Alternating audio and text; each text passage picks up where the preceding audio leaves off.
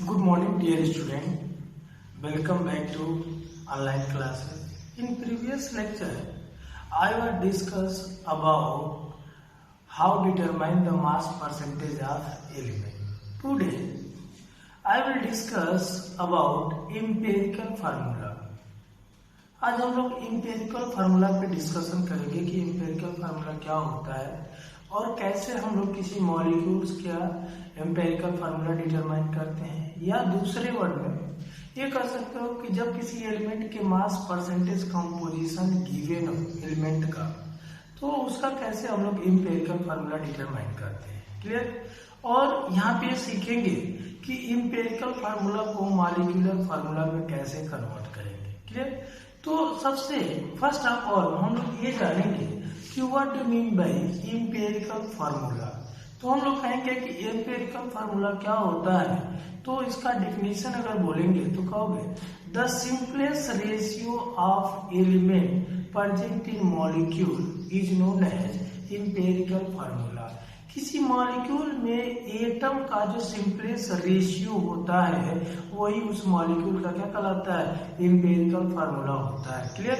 आप एक बार फिर समझ लो कि अगर मैं एम्पिरिकल फार्मूला पूछूं तो आप इसका डिफिनेशन लिख लो कि what is the empirical formula. तो आप कहोगे the simplest ratio of atom present in molecule is known as empirical formula.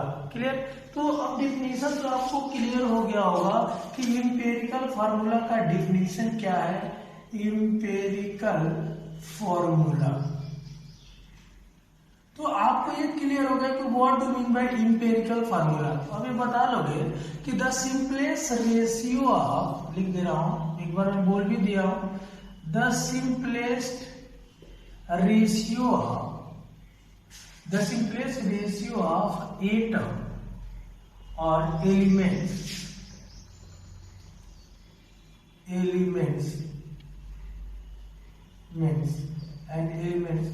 present in molecule are called empirical formula।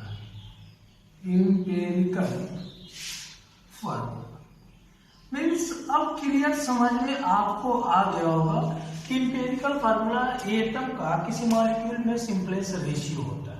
जैसे अगर एग्जांपल्स के बेस पे इसको समझाया जाए तो आप पहले लिख दोगे मॉलिक्यूलर फार्मूला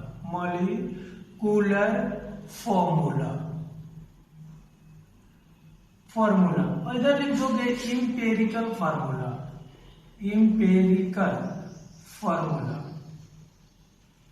समझना, जैसे मान लो सबसे पहला एग्जांपल लेते हैं ग्लूकोज का फार्मूला क्या है, C6H12O6। ये ग्लूकोज का फार्मूला है। अगर इसका सिंपलेस्ट रेशियो देखो तो इसमें से सारे एटम में 6 कॉमन बनना है, तो अगर 6 सबसे निकाल दोगे तो एम्पिरिकल फार्मूला CH2O हो जाएगा। क्लियर। दूसरा एग्जांपल हम लेते हैं हाइड्रोजन पेरोक्साइड H2O2। इसमें सब में कॉमन क्या बन रहा है, 2 बन रहा है, तो 2 कॉमन ले लोगे तो एम्पिरिकल फार्मूला क्या होगा, HO हो जाएगा। क्या हो जाएगा, HO हो जाएगा।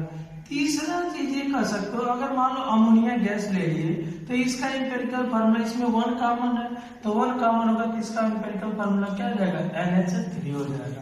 इस तरीके से किसी भी मॉलिक्यूल का आप एम्पिरिकल फार्मूला लिख सकते हो। कब, जब वो मॉलिक्यूल अपने मॉलिक्यूलर फॉर्म में हो और उसमें हम सिंपलेस्ट रेशियो निकाल के जो चीजें राइट करते हैं वही हमारा क्या मिलता है, एम्पिरिकल फार्मूला मिलता है। इट मीन्स अगर आपसे कोई पूछ दे कि ग्लूकोज मॉलिक्यूलर फार्मूला का एम्पिरिकल फार्मूला क्या है तो आप बताओगे CH2O। हाइड्रोजन पेरोक्साइड का एम्पिरिकल फार्मूला क्या है, HO। क्लियर। अमोनिया का एम्पिरिकल फार्मूला क्या है, क्या बताओगे, NH3। क्लियर। तो अब यहां से आपको एम्पिरिकल फार्मूला क्लियर समझ में आ गया होगा कि कैसे आप एम्पिरिकल फार्मूला किसी मॉलिक्यूल्स का निकालोगे। क्लियर। अब यहाँ से थोड़ा सा हम आगे ये सीखते हैं कि एम्पिरिकल फार्मूला और मॉलिक्यूलर फार्मूला में क्या रिलेशन है।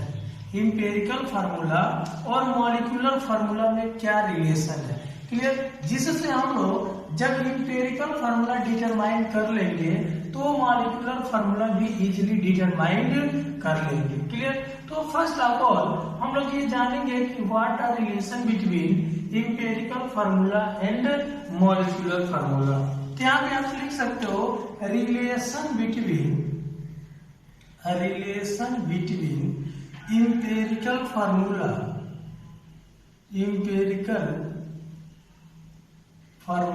And molecular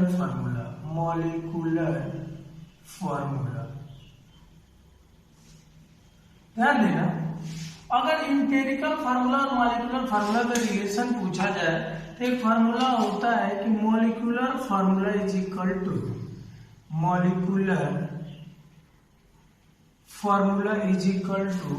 n into empirical formula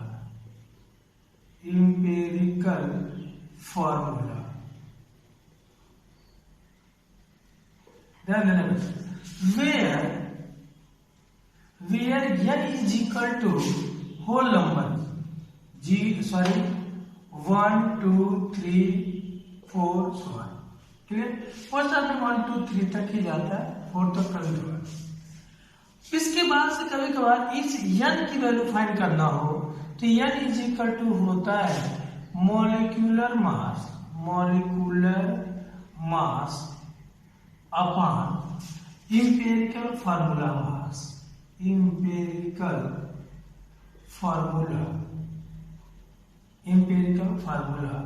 mass. Clear, तो कभी कभी n की वैल्यू जब डिटरमाइन करनी होती है तो हम मॉलिक्यूलर मास में इंपेरिकल फार्मूला मास से डिवाइड कर देते हैं तो हमको n की वैल्यू आ जाती है। क्लियर, हमें लग रहा है कि क्लियर समझ में आ गया होगा कि मॉलिक्यूलर फार्मूला में अगर इंपेरिकल फार्मूला मास से डिवाइड कर देते हैं तो हमको क्या मिल जाता है, स्मॉल n की वैल्यू मिल जाती है। क्लियर, अब एक चीज यहाँ पे समझना है, कई बार ऐसा होता है कि वेपर डेंसिटी दे देता है और मॉलिक्यूलर मास निकालने के लिए कहा देता है, तो यहीं पे उसको भी समझ लेते हैं कि molecular mass is equal to 2 into vapour density. याद रखना बेटा, vapour density means molecular mass निकालना हो वेपर डेंसिटी के रिस्पेक्ट में तो molecular mass is equal to 2 into vapour density. Molecular mass अगर वेपर डेंसिटी में 2 से मल्टीप्लाई कर दे तो हमको क्या मिल जाएगा, उस मॉलिक्यूल का मॉलिक्यूलर मास मिल जाएगा। क्लियर,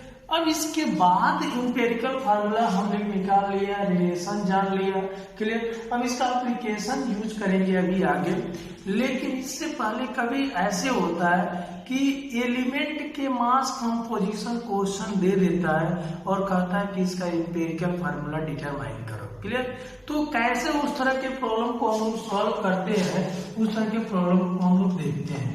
क्लियर, ध्यान देना बेटा, और जैसे मैं इंपेरिकल फार्मूला का ये वीडियो अपलोड कर रहा हूं, इससे रिलेटेड आप लोग प्रॉब्लम करना स्टार्ट कर दोगे, जिससे इंपेरिकल फार्मूला लिखने में आपको दिक्कत नहीं होगी। जैसे मान लो ये क्वेश्चन दिया है, right empirical formula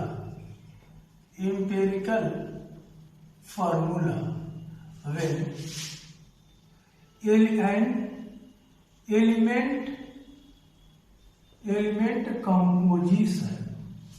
element mass composition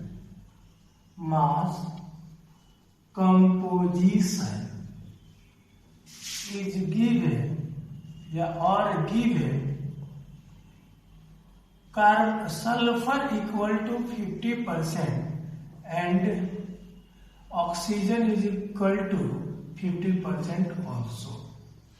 ठीक, अब देखो अगर इस तरीके का इससे तो हमको इंपेरिकल फार्मूला लिखना है। क्लियर, अगर इसका इंपेरिकल फार्मूला हमको फाइंड करना है तो कैसे फाइंड करेंगे, ध्यान देना। सबसे पहली चीज है हम लोग क्या करेंगे, इसका जब सॉल्यूशन लिखेंगे तो सॉल्यूशन लिखने से पहले ये समझेंगे कि कौन कौन से एटम दिया है। तो एक सल्फर दिया है, दूसरा क्या दिया है, ऑक्सीजन दिया है। तो यहाँ पे टेबल बनाओगे, इसमें लिख दोगे एटम। क्लियर, यहाँ पे लिख दोगे मास परसेंटेज, मास पर परसेंटेज, क्लियर। और इसमें लिख दोगे relative numbers of mole, relative number of mole. Relative number of mole के बाद आप लिख दोगे सिंपलेस्ट रेशियो। क्या लिख दोगे? Simplest ratio. अब ध्यान देना, इसको समझना इस टेबल को। अगर इस टेबल समझ में आ गया तो इंपेरिकल फार्मूला लिखने में आपको दिक्कत नहीं होगी। मेरी बात समझ में आ रही है दोस्तों? ध्यान देना बेटा, इंपेरिकल फार्मूला जब हम लोग निकालते हैं तो सबसे पहले हमारे पास दो एटम दिया हुआ है। और एक चीज ध्यान देना, कभी कभी ऐसा होता है कि सल्फर दे दिया, ऑक्सीजन दे दिया, दोनों का परसेंटेज दे दिया, एक तीसरा एलिमेंट ले लिया बट उसका परसेंटेज नहीं दिया रहता है। तो हम लोग क्या करते हैं, इन दोनों परसेंट, क्योंकि जितने भी एटम मिलकर एक कंपोजिशन बनाएंगे वो 100% ही होगा। तो हम लोग क्या करते हैं कि अगर ये 50 और 50% नहीं होता, मान लो कुछ कम होता, एक तीसरा एलिमेंट इसमें बिल्ट होता, तो हम लोग क्या करते, इन दोनों मास परसेंटेज को ऐड करके 100 से सेपरेट कर देते, तो तीसरे एलिमेंट का अमाउंट या मास परसेंटेज हमको मिल जाता है। क्लियर? तो अगर हमको यहाँ से केवल इसमें तो दोनों सल्फर और ऑक्सीजन ही मिलकर 100% हो जा रहा है। तो यहाँ पे पहला आइटम दिया सल्फर, दूसरा आइटम दिया ऑक्सीजन। अब देखो यहाँ पे दिया है मास परसेंटेज। तो मास परसेंटेज का मतलब 50% मास मीन्स 50 ग्राम, अगर हम ग्राम बेस पे लेते हैं तो मास परसेंट दिया 50%। तो इसको हम लोग अगर ग्राम में रिप्रेजेंट करें तो ले देंगे 50 ग्राम। और ऑक्सीजन भी दिया 50%, मास पे भी कितना हो जाएगा 50 ग्राम। अब रिलेटिव नंबर्स ऑफ मोल निकालने के लिए आप एक फार्मूला पढ़े हो, या नीचे equal to given mass upon molar mass. तो यहाँ मोलर मास की जगह पे एटम ले रहे हो तो क्या हो जाएगा, एटॉमिक मास हो जाएगा। तो यह इक्वल टू क्या होगा, given mass upon atomic mass of atom. Clear? तो यहाँ पे क्या होगा, गिवन मास कितना है 50 ग्राम, और सल्फर का मोलर मास कितना होता है, इट मींस एटॉमिक मास कितना होता है 32। यहाँ पे क्या करोगे, रिलेटिव नंबर्स ऑफ मोल निकालोगे तो 50/32। अगर इसको सॉल्व करो तो 225 जा 50 और ये कितना हो जाएगा 60। तो रिजल्ट कितना आएगा 25/60। चलिए डेसिमल में भी कर सकते हो। यहाँ पे 50 ग्राम, सेम वही प्रोसेस यूज करोगे। ऑक्सीजन का एटॉमिक मास कितना होता है 60। अब ये हमारा हो जाएगा 50/16 ग्राम। और देखो इसके बाद सिंपलेस्ट रेशियो में कैसे कन्वर्ट करते हैं, जितने भी नंबर्स ऑफ एटम पार्टिसिपेट कर रहे हैं इस मॉलिक्यूल को बनाने में, उस एटम का जब रिलेटिव नंबर्स ऑफ मोल आप डिटरमाइन कर लेते हो तो आप चेक करते हो कि उस नंबर्स ऑफ मोल किस एटम का सबसे लिस्ट है, सबसे कम है। जो सबसे कम एटम का नंबर्स ऑफ मोल होगा, उस नंबर्स ऑफ मोल से सारे एटम में क्या कर दोगे, डिवाइड कर दोगे। जैसे देख लो, अगर इसको देखो और इसको देखो तो सब कम कौन है, ये हमारा कम है। तो इस कम वाले वैल्यू से इसमें भी और इसमें भी इट्स सेल्फ डिवीजन, ये डिवीजन, मतलब जितने भी नंबर्स होंगे उस सारे नंबर में इस सिंपलेस्ट नंबर से हम लोग क्या कर देंगे, डिवाइड कर देंगे। जैसे देख लो यहाँ पे क्या करोगे 25/16 अपॉन 25/16, तो इससे डिवाइड कर दोगे तो क्या आ जाएगा 1 आ जाएगा। इट मीन्स इसमें सिंपलेस्ट रेशियो सल्फर का क्या है 1 है। और यहाँ पे क्या 50/16 डिवाइड बाई कितना होगा बताओ 25/16, इससे कैंसिल हो जाएगा, क्या होगा 50/25 कैंसिल टू। इट मीन्स इसमें कितने ऑक्सीजन प्रेजेंट है 2। तो अब यहाँ पे इंपेरिकल फार्मूला लिखोगे, इंपेरिकल फार्मूला।